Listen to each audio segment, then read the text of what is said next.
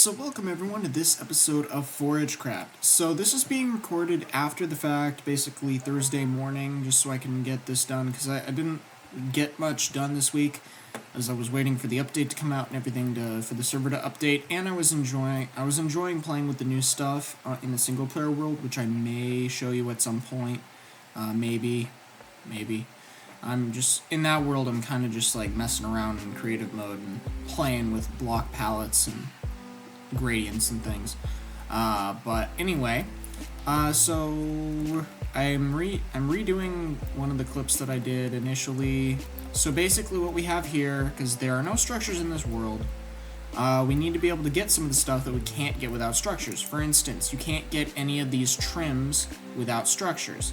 And I figured the best way to have that would be to be able to buy them with their equivalent cloning crafting recipe. So have them here, you can buy them, and then that. I have done this and added snout to my chest plate, coast to my helmet, tied to my pants, and rib to my shoes. I was testing them out in a single player world, and I figured this looked like the best combination to match my skin, and I think it works pretty well.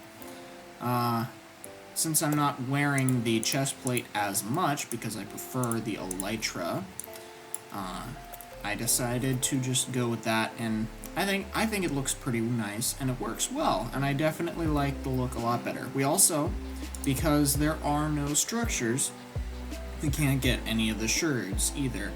So I added them in, and because they're just a decorative item, I figured since it takes 4 bricks to make a blank pot, they're basically worth 1 brick to trade for. And then we also have the things that we can't get in without structures. I figured these might be a nice building block. Can't get sniffers. I'm gonna buy some of these eventually. These are gonna take a little bit. I got 2 of these guys and put them over with my horses and stuff, and I'll go show you that in a minute.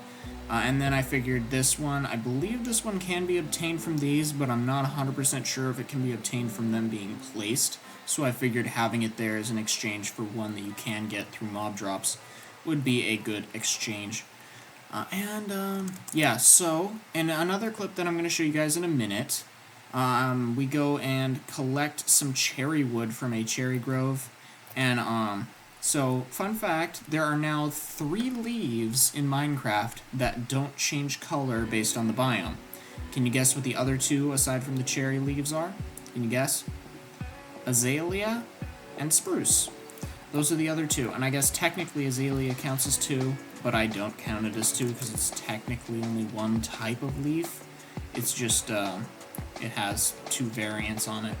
So then fun fact about camels. So, they can just walk straight over fences and fence gates, so you can't just, like, keep them in a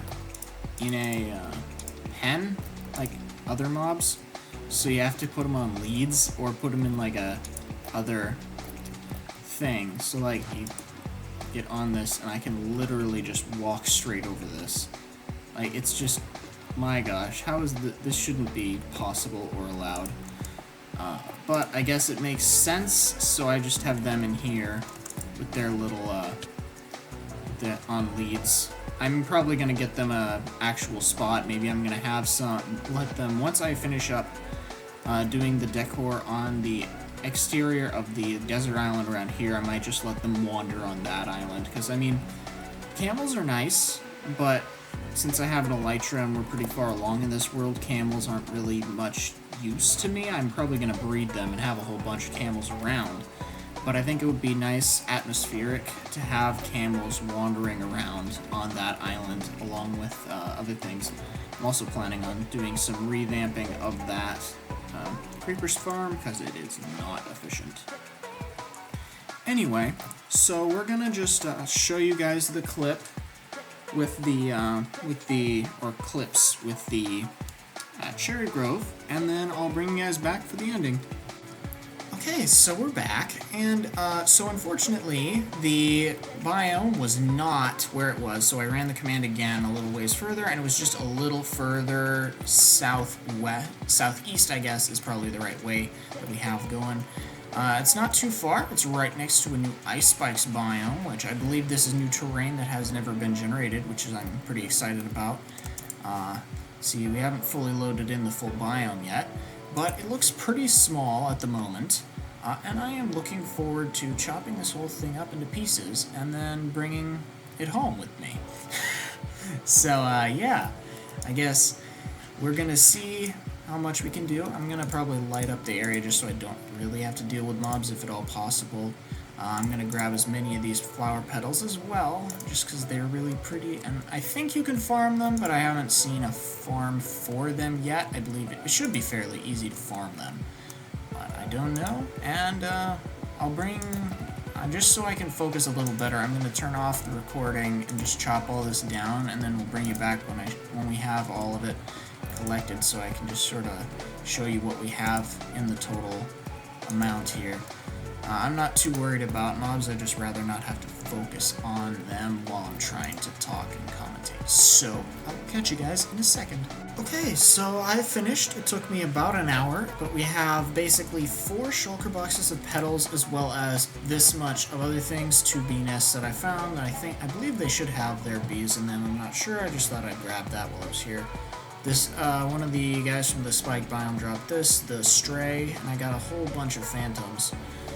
Looting 10 is awesome, and because I am a good player, I put down the saplings and a couple of these back, just so that if anyone else comes by, it's not just a completely empty thing.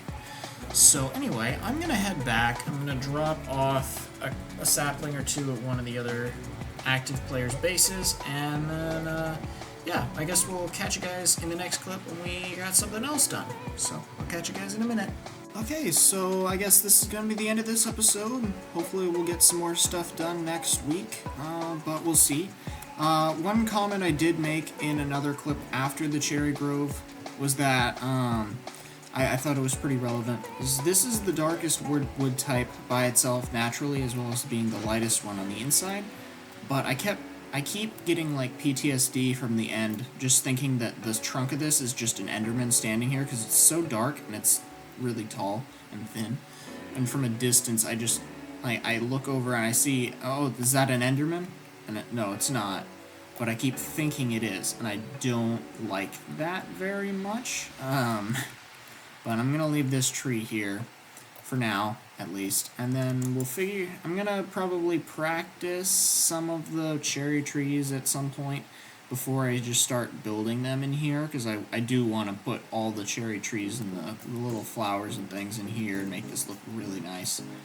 But we'll see, and we'll practice, and we'll figure it out. And yeah. So, if you guys enjoyed this shorter episode, don't forget to like, comment, subscribe. If you want to check out other builds and things that I've done in the past for more action-packed episodes, stay tuned and subscribe, and I hope to see you guys in the next episode. Bye.